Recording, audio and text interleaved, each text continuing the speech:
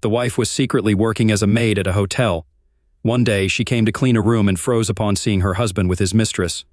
Helen and her husband were returning from the city where his parents lived. The husband liked to visit them, but since they lived far away, the couple did not go there very often. Benjamin went out to pay for gasoline at a gas station, and Helen sat in the car and looked out the window, watching the raindrops slowly sliding down the glass. The woman was very sad at the thought that she and her husband had been living together for 25 years, but recently their relationship had become much worse. Helen did not understand what caused it because before they loved each other and together found a way out of any situation. Then suddenly something broke between them. The woman remembered the person Benjamin had been before, jolly, kind, reliable, and always ready to help. Now she saw a sullen, serious, and almost alien person in front of her. Perhaps the reason was a change in her husband's job.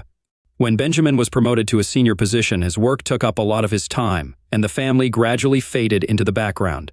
Helen never resented her husband because he dreamed of a promotion so that his family did not need anything, but in her heart, she was anxious.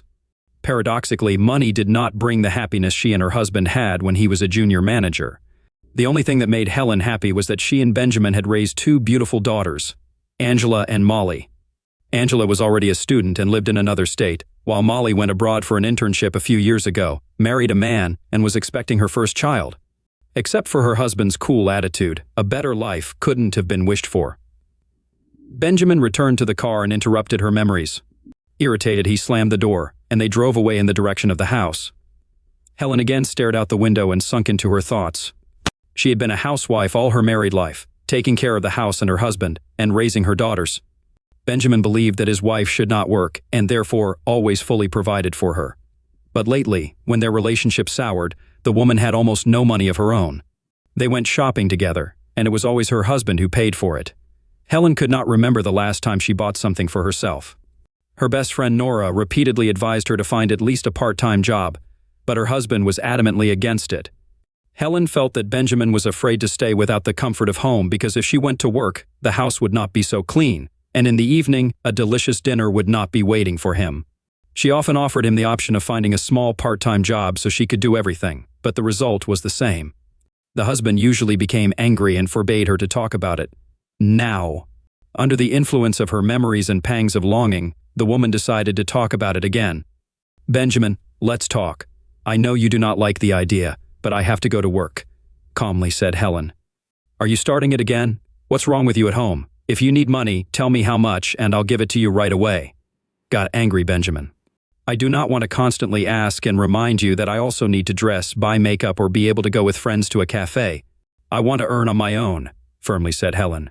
"But I do not want everyone to say that the wife of such a successful man like me is working in a low-paying job. Who cares about that now? These aren't the times," Helen tried to object, but Benjamin drove silently, making it clear that the conversation was over. They drove the rest of the way in silence. When they arrived home, the scandal erupted with renewed vigor. "Look, your best friend's wife works as a salesman," Helen gave an example. "Are you crazy? You don't appreciate anything. Think about it, there are many women who want your place. Everyone just wants to sit at home and do nothing." "Are you saying I do nothing? I've been running around this house like a horse all morning, picking up your socks, doing laundry, cooking, and dusting. I have too much to do around the house, and I'm tired of being just a housewife. I miss socializing with people. I'm glad to go to the store because there I can talk to somebody. I told you everything. If you go to work, I'll divorce you immediately. Stop bringing up this topic. I'm fed up already, honestly." Benjamin looked at his wife menacingly one more time and then left the dining room. Left alone, Helen was thinking tiredly again. She already doubted whether her husband really loved her, whether there was anything left of his former feelings. Their wedding anniversary was approaching, and Helen wanted to celebrate the occasion in a restaurant, but Benjamin decided otherwise. In his opinion, it would be better and easier to invite family and friends to their house, and he did not even think about the fact that Helen would have to cook for such a big company for the whole day. All he wanted was to brag about his house and what a hostess Helen was.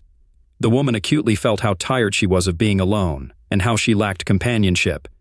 Her best friend Nora moved to another city, and they rarely saw each other. Her husband was no longer interested in her, her children had left their home, and the only hope she had was to get a job.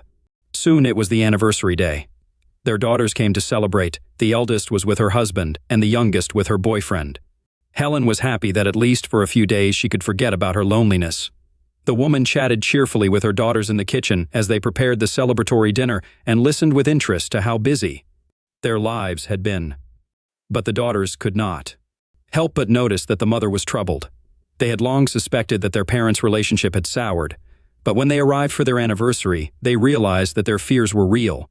"Mom, what's going on with you and Dad?" Angela asked excitedly. "What are you talking about, honey?" "We're fine," Helen said quietly, trying to remain calm. "Are you sure? I think there's something you're not telling me. If you won't tell me, I'll talk to Daddy." Helen protested, but it was difficult to change Angela's mind.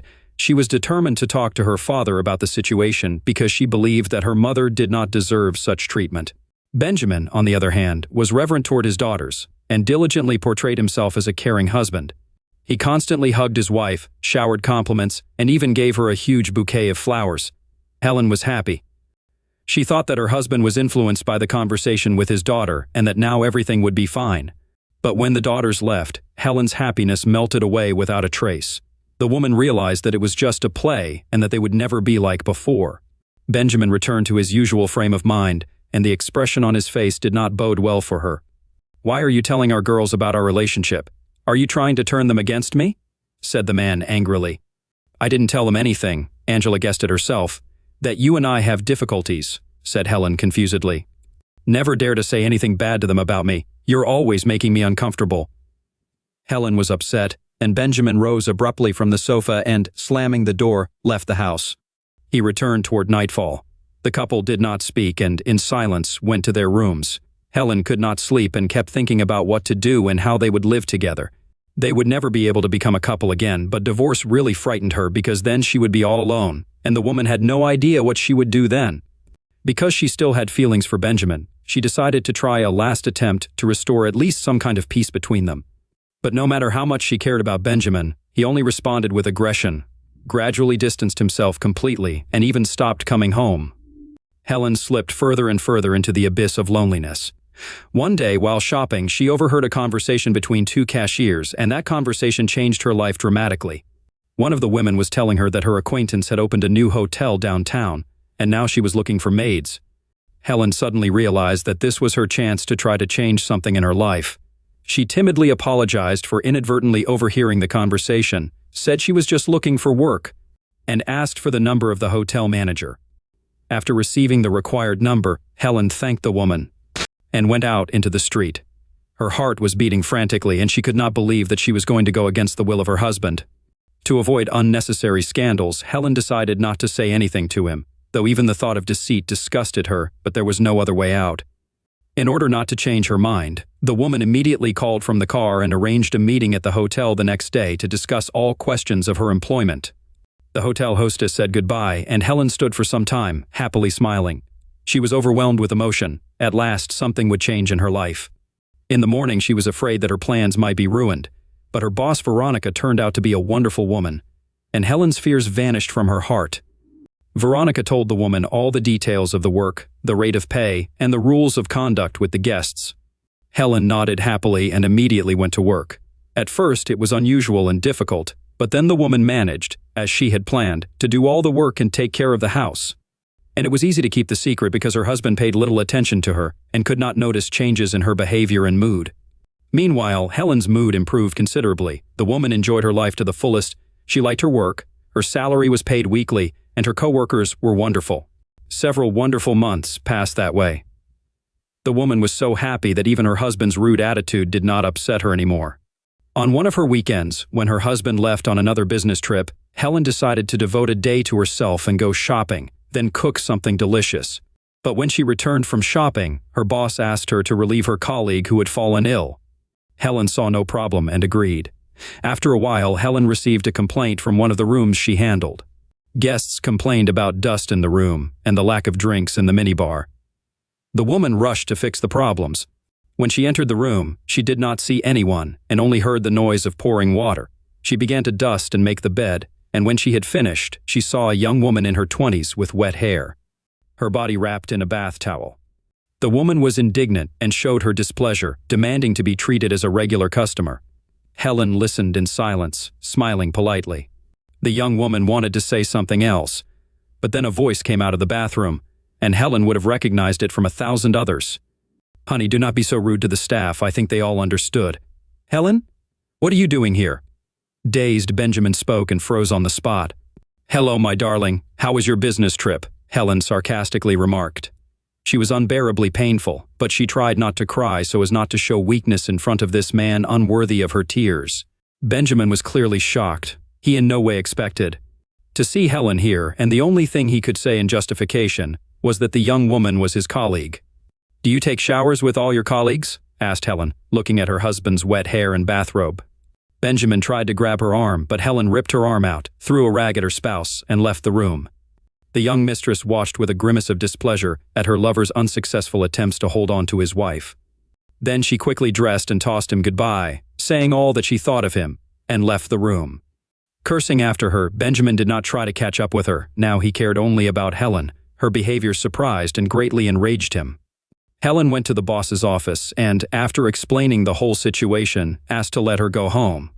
Veronica was a very tactful and understanding woman, so she let Helen go and gave her a few days off. At home, there was a huge scandal waiting for Helen. Benjamin knew very well that the best defense is an attack, and so he played the extreme dissatisfaction that his wife deceived him so cleverly and went against his will. Helen, on the other hand, in a crystal calm rage, reproached her husband for adultery, and even with a woman younger than their daughter. Benjamin, we're getting a divorce, the woman said firmly. Who needs you? Don't make me laugh. You'll stay alone and beg me to come back, Benjamin yelled angrily. I'll be fine, you'll see.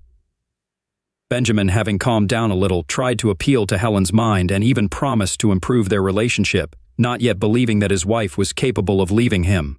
He had almost begged Helen and assured her that he did not need anyone but her, but the woman was adamant. Soon the couple divorced. They exchanged the house they had built together in the hope that it would become a cozy family home for them, and Helen got her own separate apartment. Sometimes Benjamin made attempts to reconcile with his ex-wife, but Helen hated even seeing him, much less talking to him. He finally realized that he would never meet a better woman, but it was already too late. Sometimes Helen shared her worries over the phone with her friend Nora, the one who had moved to another city several years before. Nora was always trying to support her, and one day she had a wonderful idea. In her city, she unexpectedly met their classmate Paul, who had also recently divorced, and she decided that he and Helen should meet again. They had been friends once when they were young, but then their paths parted.